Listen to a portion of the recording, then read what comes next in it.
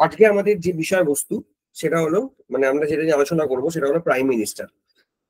দেখো, এর আগে আমি অলরেডি তোমরা যারা রেগুলার ক্লাস করছো তারা জানবে, বা যারা ক্লাস করোনি তারা হয়তো সবাই জানবে না, তারা একটুখানি রেকর্ডিং বা দেখে নিও, নোটটা নিয়ে নিও। আমাদের কিন্তু already president, vice president complete হয়ে গেছে। আর এখন আমরা যেটা নিয়ে আলোচনা করছি, মানে যে বিষয়বস্তু নিয়ে আলোচনা করছি সেটা হলো ইউনিয়ন এক্সিকিউটিভ।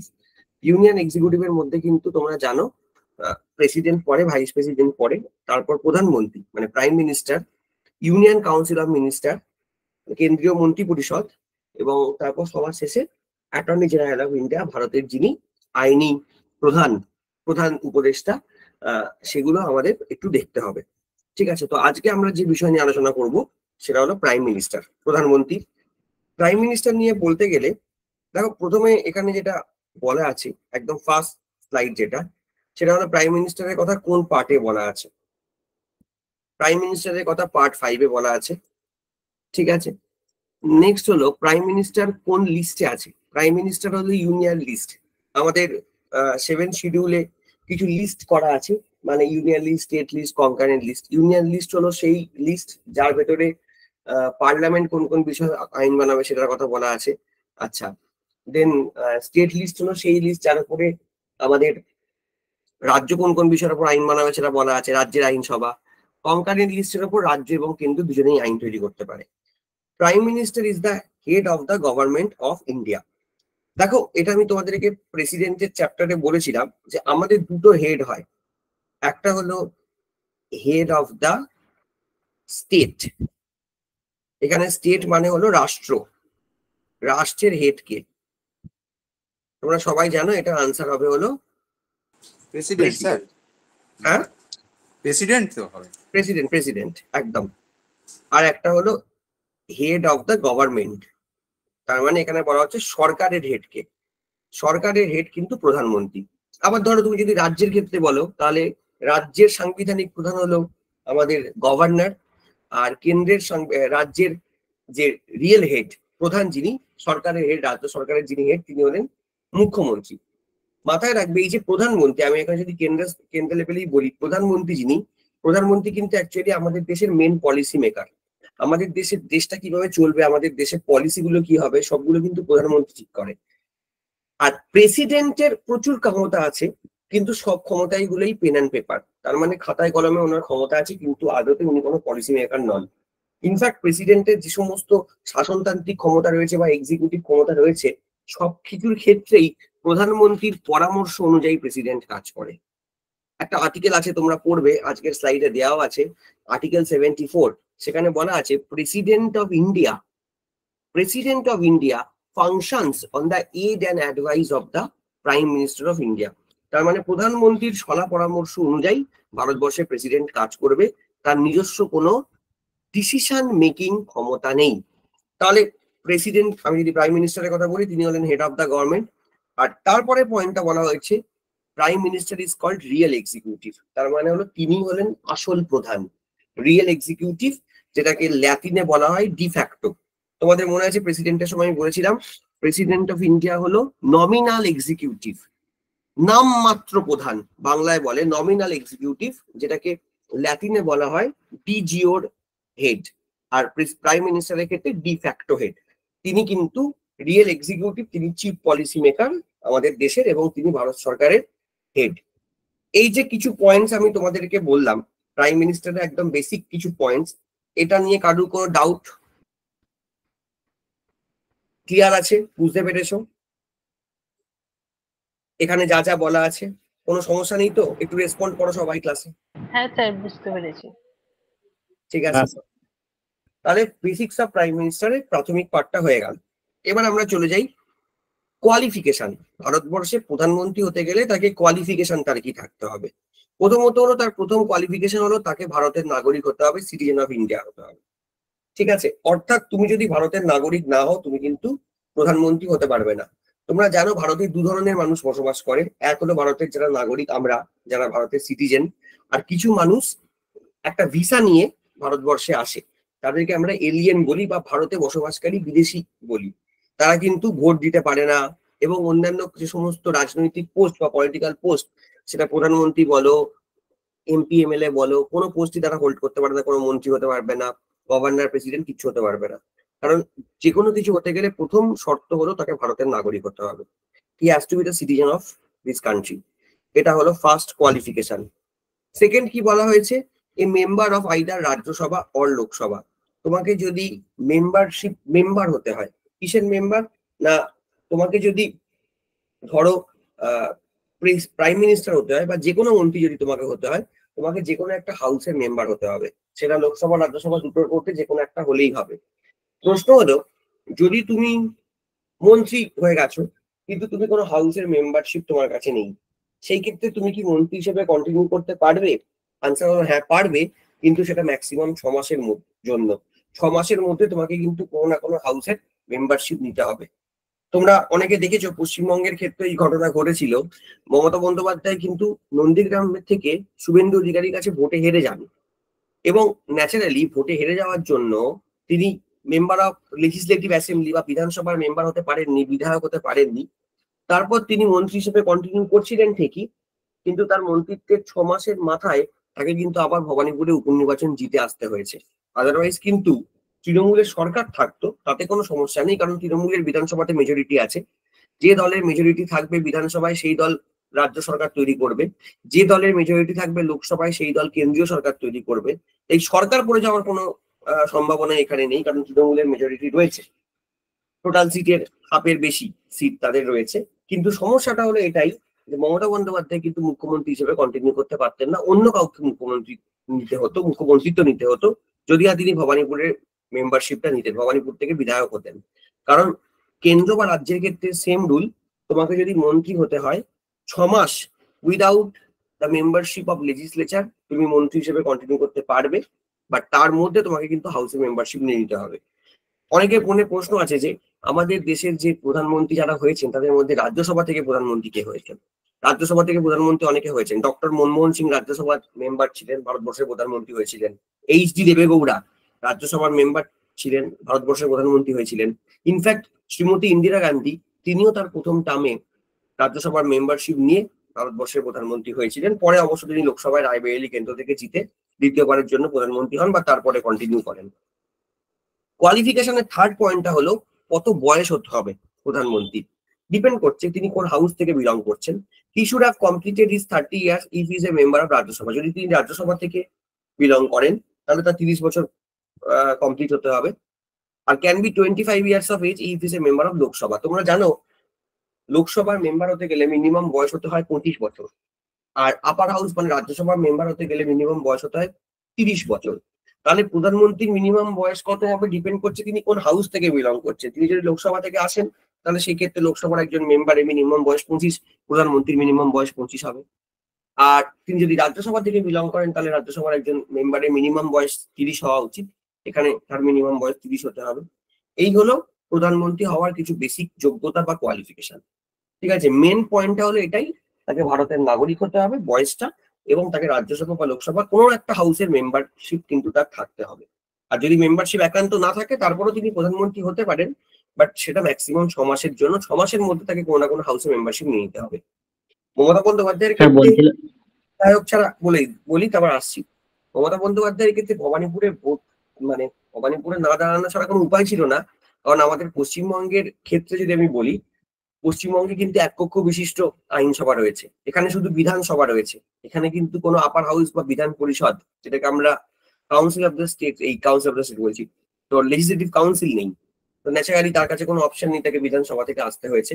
যদি পশ্চিমবঙ্গে আজকে অন্ধ্রপ্রদেশ বল, তেলেঙ্গানা বল, বিহার, উত্তরপ্রদেশ বা মহারাষ্ট্র, কর্ণাটক এদের মতো দ্বিকক্ষ বিশিষ্ট আইনসভা হতো, তাহলে কিন্তু উনি বিধান পরিষদের মেম্বারশিপ নিয়েও কিন্তু মুখ্যমন্ত্রী হতে পারতেন। সেই অপশনটা পশ্চিমবঙ্গের ক্ষেত্রে নেই। বলো কি প্রশ্ন করবে বলো। স্যার আমাদের দেশে প্রধানমন্ত্রী কি রাজ্যসভারও সদস্য আছে এখন? না, আমাদের দেশে এখন যিনি প্রধানমন্ত্রী নরেন্দ্র মোদী তিনি রাজ্যসভার সদস্য নন অবশ্যই। না তিনি স্যার, বারাণসী লোকসভা থেকে, দেখছিলাম আমি বলে দিই, তুমি দেখছিলাম প্রশ্ন করেছো। দেখছিলাম রাজ্যসভাতে বক্তৃতা দিচ্ছিলেন এক জায়গায় দেখছিলাম। সেটা আলাদা ব্যাপার, ঠিক আছে, ওটা ওটা আলাদা ব্যাপার। বলছি সেটা সেটা হলো আমাদের দেশের যিনি প্রধানমন্ত্রী তিনি রাজ্যসভার সদস্য নন, তিনি লোকসভারই সদস্য। বারাণসী লোকসভা থেকে তিনি একজন লোকসভার মেম্বার অফ পার্লামেন্ট এবং তিনি লোকসভা সদস্য হিসেবে প্রধানমন্ত্রী হয়েছেন। কিন্তু আমাদের যারা মন্ত্রী আছেন সেটা শুধু প্রধানমন্ত্রীর জন্য প্রযোজ্য নয়, যে কোনো মন্ত্রীর ক্ষেত্রে প্রযোজ্য। তারা তো কোনো না কোনো হাউস থেকে বিলং করবেন। যেমন রাজ্যসভা থেকে বর্তমানে মন্ত্রী পরিষদে রয়েছেন ধর্মেন্দ্র প্রধান, নির্মলা সীতারামন, এস জয়শঙ্কর, এরা সবাই রাজ্যসভা থেকে মন্ত্রী। তারপর তোমার লোকসভা থেকে তোমার কি অমিত শাহ, নরেন্দ্র মোদী সবাই লোকসভার মেম্বার। কিন্তু তুমি যদি মন্ত্রী হও তোমাকে তো আলটিমেট বিরোধীদের প্রশ্নের উত্তর দিতে হবে। বিরোধীরা লোকসভার কোশ্চেন আওয়ার, লোকসভার 0 আওয়ারে বিভিন্ন প্রশ্ন করবে, সেটাই স্বাভাবিক এবং গণতন্ত্রের নিয়ম অনুযায়ী শাসক উত্তর দিতে বাধ্য। এবার নরেন্দ্র মোদী যদি শুধু লোকসভাতেই বিরোধীদের প্রশ্নের উত্তর দেয়, তাহলে রাজ্যসভার বিরোধীরা যখন প্রশ্ন করবে তখন সে কি করে উত্তর দেবে? তাই যে কোনো মন্ত্রী যারা গভর্নমেন্টের পার্ট, তারা যে হাউসের মেম্বারশিপ তাদের আছে, তারা সেই হাউসে তো অবশ্যই বিরোধীদের প্রশ্নের উত্তর দেবে, উল্টো হাউসেও তাদেরকে যেতে হবে এবং বিরোধীদের প্রশ্নের উত্তর দিতে হবে। তবে যখন ভোটিং হবে কোন একটা বিল পাস করানোর জন্য বা কোনো একটা মোশন পাস করানোর জন্য, তখন তারা শুধু যে হাউসের মেম্বার সেই হাউসেই ভোট দেবে, উল্টো দিকের হাউসে তারা ভোটে অংশগ্রহণ করতে পারবে না। ক্লিয়ার? বুঝতে পেরেছো? হ্যাঁ স্যার। ঠিক আছে, চলো কোয়ালিফিকেশন তোমাদের ডান। নেক্সট আমরা চলে যাই আর্টিকেল 75। আর্টিকেল 75 এ কি বলছে? Prime minister shall be appointed by the president. ভারতবর্ষের প্রেসিডেন্টের মাধ্যমে প্রধানমন্ত্রী অ্যাপয়েন্টেড হন। President of India appoints a person of the prime minister who is either the leader of the party which holds a majority of the seats in Lok Sabha, এটা হলো প্রথম point, or is a person who is able to win the confidence of the Lok Sabha by gaining the support of other political parties, এটা হলো দ্বিতীয় point. ঠিক আছে, আমরা একটুখানি বুঝে নিই জিনিসটা কিভাবে হয়। তুমি ধরে নাও ভারতবর্ষের পার্লামেন্ট কথা আমি যদি বলি, পার্লামেন্টের মধ্যে আমি লোকসভায় যার মেজরিটি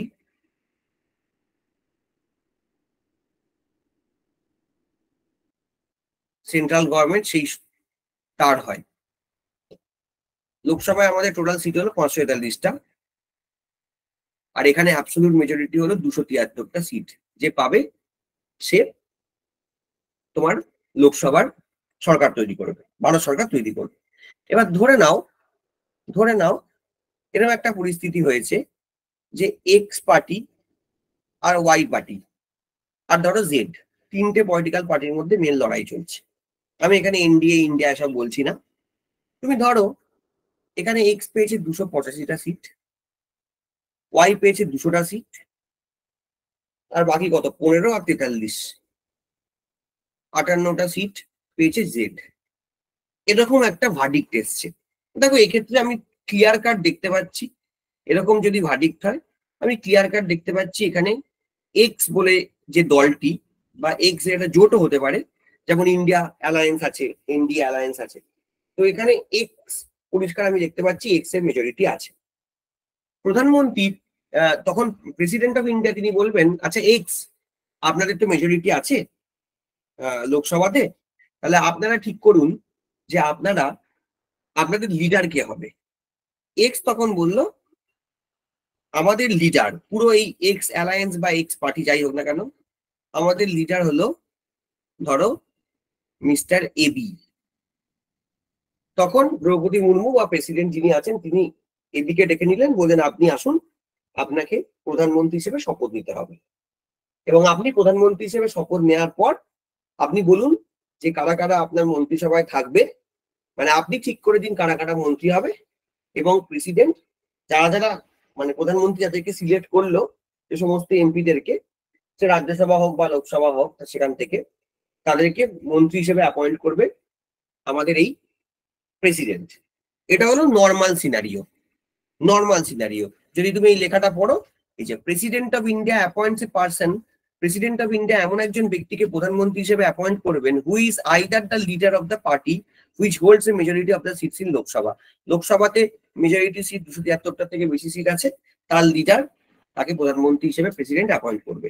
এটা হলো সিচুয়েশন 1। এবার তুমি চলে যাও situation 2, x Y Z.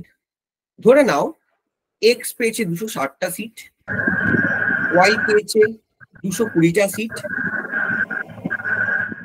Irin একটুখানি কাইন্ডলি তোমার যে মিউট করো, একটুখানি ডিস্টার্ব হচ্ছে।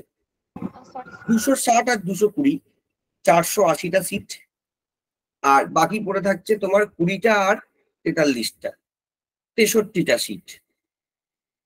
এরকম একটা রেজাল্ট এসছে। এবার তুমি আমাকে বলো, এই ক্ষেত্রে তো কোনো দলই মেজরিটি পায়নি, কারণ মেজরিটি মার্ক হলো 273। এক্স 13টা সিট কম পেয়েছে মেজরিটি থেকে, ওয়াই যে পার্টিটা আছে তারা 53টা সিট কম পেয়েছে, আর জেড তো হারে আশেপাশে নেই। এবার এই অবস্থায় প্রেসিডেন্ট তো এক্স এর লিডারকেও ডাকতে পারবে না, ওয়াই এর লিডারকেও ডাকতে পারবে না, জেড এর লিডারকেও ডাকতে পারবে না, কারণ কারোর কাছেই মেজরিটি নেই। তাহলে এই সময় যেটা হয়, প্রেসিডেন্ট ভারতবর্ষের যে কোনো একজন মানুষকে তাকে প্রধানমন্ত্রী হিসেবে অ্যাপয়েন্ট করতে পারে। কিন্তু শর্ত হলো, ধরো আজকে সন্দীপকে প্রেসিডেন্ট প্রধানমন্ত্রী হিসেবে অ্যাপয়েন্ট করলো, বা জিন্টুকে করলো, বা বর্ণিকাকে বললো, বা আমাকে করলো। সমস্যাটা কি জানো? আমাদের দেশে আছে সংসদীয় গণতন্ত্র। কোনো পরিস্থিতিতেই 273টার এমপি যদি তোমার কাছে না থাকে, তুমি কিন্তু ভারত সরকার তৈরি করতে পারবে না। কোনো পরিস্থিতিতে সেটা সম্ভব নয়, কারণ আমাদের দেশে পার্লামেন্টারি ডেমোক্রেসিতে অন্তত 273 জন মেম্বার অফ পার্লামেন্টের কনফিডেন্স তোমার সাথে থাকতে হবে লোকসভাতে, তবেই ভারত সরকার তুমি তৈরি করতে পারবে। এখন আমাদেরকে যদি প্রধানমন্ত্রী হিসেবে অ্যাপয়েন্ট করে, এই ক্ষেত্রে শর্ত যেটাই, সেটা হলো 1 মাসের মধ্যে আমাদেরকে আমাদের যে সংখ্যা গরিষ্ঠতা তার প্রমাণ আমাদের লোকসভাতে দেখাতে হবে। যেটাকে আমরা বলি ফ্লোট টেস্ট পাস করতে হবে, আস্থা ভোট পাস করতে হবে, দেখাতে হবে যে দেখো 273 বা তার বেশি এমপির আস্থা আমাদের সাথে রয়েছে, যেটা লিটারালি আমাদের পক্ষে সম্ভব নয়। তাই জেনারেলি এই ক্ষেত্রে প্রধানমন্ত্রী প্রেসিডেন্ট দেখছে যে সরকার তৈরির খুব কাছাকাছি যেটা আছে সে হলো এক্স। মাত্র 13 জন এমপি যদি ওয়াই থেকে বা জেড থেকে এসে এক্স কে সাপোর্ট করে দেয়, তাহলে কিন্তু এক্স এর সরকার তৈরি হয়ে যাবে।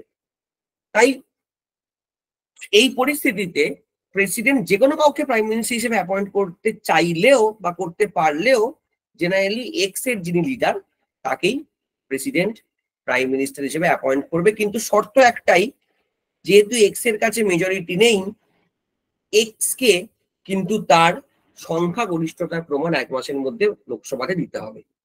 যদি এক্স সেটা দিতে পারে, যদি এক্স দেখায় দেখুন আমার কাছে 273-এর বেশি এমপি রয়েছে, তাহলে এক্স এর সরকার চলবে, কোনো অসুবিধে নেই।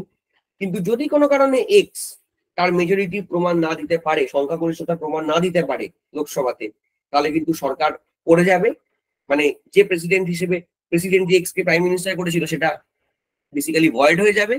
তখন হয়তো ওয়াই কে একবার সুযোগ দিতে পারে প্রেসিডেন্ট, যে আপনাদের লিডারকে আমি চয়েস করছি প্রধানমন্ত্রী হিসেবে, আপনি যেভাবে হোক 273 জন এমপি নিজের সাথে এনে তাদের সাপোর্ট দিয়ে আপনার মেজরিটির প্রমাণ দেখান। যদি ওয়াইও না করে, জেড এর পক্ষে তো করা সম্ভব নয়, তখন নতুন করে ইলেকশন হবে। অর্থাৎ সেকেন্ড কন্ডিশনে যেটা বলা হচ্ছে, prime minister of president of India appoints a person as prime minister who is a person who is able to win the confidence, যে কি করবে অন্যান্য রাজনৈতিক of the confidence of Lok Sabha by gaining the support of other political parties. অন্যান্য political পার্টিসের কিছু লোকজনের থেকে সাপোর্ট নিয়ে যে সরকার তৈরি করতে পারবে। দুটো ক্ষেত্রেই কিন্তু প্রধানমন্ত্রী হিসেবে তাকে অ্যাপয়েন্ট করা হয়।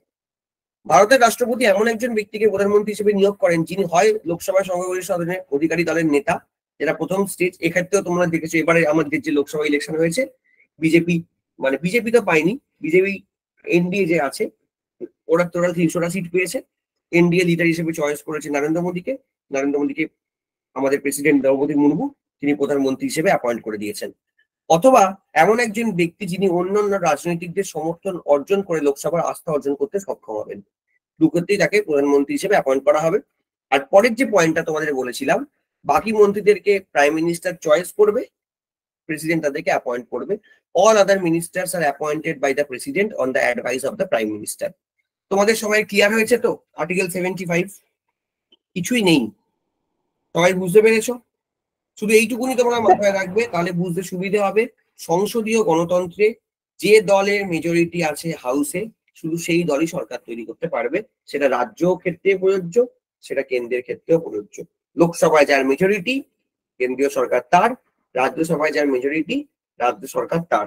আর খেয়াল করে দেখবে আমরা কিন্তু রাজ্যসভায় রাজ্যসভা বলছি, বিধানসভায় যার মেজরিটি রাজ্য সরকার তার। তোমরা খেয়াল করে দেখবে আমরা কিন্তু এই লোকসভার ভোটেও অংশগ্রহণ করি, বিধানসভার ভোটেও অংশগ্রহণ করি, রাজ্যসভার ভোটেও অংশগ্রহণ করি না। যে সমস্ত রাজ্যে বিধান পরিষদ আছে সেখানেও সাধারণ মানুষ বিধান পরিষদে বসে অংশগ্রহণ করে না, কারণ সাধারণ মানুষ যেখানে ভোট দেয় সেখানে যার মেজরিটি সরকার তার। এটাই হলো আমাদের দেশের গণতন্ত্র, ডেমোক্রেসি। আশা করি ক্লিয়ার হয়ে গেছে। আর্টিকেল 75 বলো, ওয়ান বাই ওয়ান বলো বলো। মেজরিটি না পেলে কতদিনের মধ্যে তাকে মেজরিটি? জেনারেলি 1 মাস সময় দেওয়া হয়, তার মধ্যে মেজরিটি প্রুভ করতে হবে জেনারেলি। তবে 1 মাসটা বেড়ে কখনো 1.5 মাস 2 মাস হতে পারে, বা তার থেকে বেশি নয়। বুঝেছো? আচ্ছা স্যার, একটা জিনিস আপনি বললেন যে ওই মেজরিটির ব্যাপারটা, যে একটা উদাহরণ দিয়ে দেখালেন যে 260 আর 220, তো সেক্ষেত্রে প্রেসিডেন্ট একজনকে প্রধানমন্ত্রী হিসেবে নির্বাচন করেন, তাই তো? তো সেটা কি ওই মানে দুটো থেকে যে কোনো একজনকে করতে পারে, মানে 260-এর মধ্যে থেকেও করতে পারে বা 220-র মধ্যে থেকেও করতে পারে? না, আলটিমেট এখানে লোকসভার এমপিদের মধ্যে থেকেই যে প্রধানমন্ত্রীকে চুজ করতে হবে এমন কোনো মানে নেই। ডক্টর মনমোহন সিং তো লোকসভার মেম্বারই ছিল না। ওখানে যে দল এক্স সেই দলের সিট বেশি, তার মানে সেই দল মেজরিটি পাওয়ার খুব কাছাকাছি। এবার প্রেসিডেন্ট বলবে এক্স তোমার লিডারকে, যে দল মেজরিটি পায় তাকে একজন আগে নেতা চয়েস করতে হয়। সেই নেতা লোকসভার মেম্বারও হতে পারে, রাজ্যসভার মেম্বারও হতে পারে। যেমন আগে যখন ইউপিএ মেজরিটি পেয়েছিল লোকসভাতে, তখন ইউপিএ তাদের রাজ্যসভার সদস্য ডক্টর মনমোহন সিংকে ভারতবর্ষের প্রেসিডেন্ট হিসেবে তাদের লিডার চয়েস করেছিল, তাদের লিডার করেছিল প্রেসিডেন্ট মনমোহন সিংকে প্রধানমন্ত্রী হিসেবে অ্যাপয়েন্ট করেছিল। আবার যখন এনডিএ ক্ষমতায় আসছে, এনডিএ তখন লোকসভার সদস্য, মানে তাদের নিজেদের যে লোকসভার সদস্য তাদের মধ্যে থেকে একজনকে, নরেন্দ্র মোদীকে প্রধানমন্ত্রী হিসেবে তাদের লিডার হিসেবে চয়েস করছে, প্রেসিডেন্ট তাকে অ্যাপয়েন্ট করছে। তাই ওই 260 জনের মধ্যে থেকেই হতে হবে, কারণ 260 জন মানে ওরা তো লোকসভার মেম্বার, কারণ লোকসভা সিট, আমি যে ইকুয়েশনটা তোমাকে বলছি সেটা তো লোকসভার সিট, কারণ লোকসভা যে মেজরিটি সরকার তার, তাই এক্স কে তার লিডার চুজ করতে হবে। এবার সেই লিডার 260 জনের মধ্যেও হতে পারে, আবার রাজ্যসভার অন্য কেউ হতে পারে। বোঝা গেছে? আর যে লিডার হবে সে হবে ভারতবর্ষের প্রধানমন্ত্রী। ওই জন্যই আমি বলছি যে প্রধানমন্ত্রী হতে গেলে সে তাকে ওই 260 জনের মধ্যে বা ওপরের সেকশনটার ক্ষেত্রে 285 জনের মধ্যে বা লোকসভার মেম্বার হতে হবে এমন কোনো মানে নেই। মেজরিটিটা দরকার লোকসভাতে, আর লিডার তোমার যে কোনো হাউস থেকে হতে পারে। মানে তুমি যদি মেজরিটি লোকসভাতে পাও তাহলে তুমি সরকার তৈরি করতে পারবে। এবার যেই তুমি সরকার তৈরি করার জায়গায় চলে গেলে তখন তোমাকে তোমার লিডার চয়েস করতে হবে, যে লিডারকে ভারতবর্ষের রাষ্ট্রপতি প্রধানমন্ত্রী করবে। ইউপিএ এর ক্ষেত্রে ইউপিএ মেজরিটি পেয়েছিল লোকসভায়, আর তাদের লিডার চয়েস করেছিল রাজ্যসভা সদস্য মনমোহন সিংকে। আর এনডিএ এর ক্ষেত্রে এনডিএ মেজরিটি পেয়েছে লোকসভায়, আর লোকসভাতে তো মেজরিটি পেতেই হবে, দুটোর ক্ষেত্রেই তাই হয়েছিল। কিন্তু এনডিএ আবার রাজ্যসভা থেকে নয়, লোকসভারই একজন সদস্য নরেন্দ্র মোদীকে তাদের লিডার হিসেবে মেনে নিয়েছে, প্রেসিডেন্ট তাকে প্রধানমন্ত্রী করেছে। বোঝাতে পারলাম? মেজরিটিটা দরকার হলো লোকসভা, ঠিক আছে? আমি ওই জন্যই বলছি লোকসভায় যার মেজরিটি। এবার তুই বলবি স্যার লোকসভায় মেজরিটি এটাই কেন, রাজ্যসভায় কি আমরা ভোট দিই না? লোকসভাতে আমরা ভোট দিই। আমাদের দেশ তো ডেমোক্রেসি, গণতন্ত্র। এখানে তুমি যেখানে ভোট দেবে সেই মেজরিটির উপর সরকার তৈরি হবে। ওই জন্য লোকসভা ভোটের পর ভারত সরকার তৈরি হয়। রাজ্যসভা ভোট তো প্রতি 2 বছর ছাড়া ছাড়া হয়, সেখানে তার সাথে সরকারের কোনো সম্পর্কই নেই। রাজ্যসভায় ইনফ্যাক্ট এখন তো বিজেপির মেজরিটিও নেই, তাতে কি যায় আসে? সরকার তো পড়ছে না, কারণ লোকসভা তাদের মেজরিটি আছে।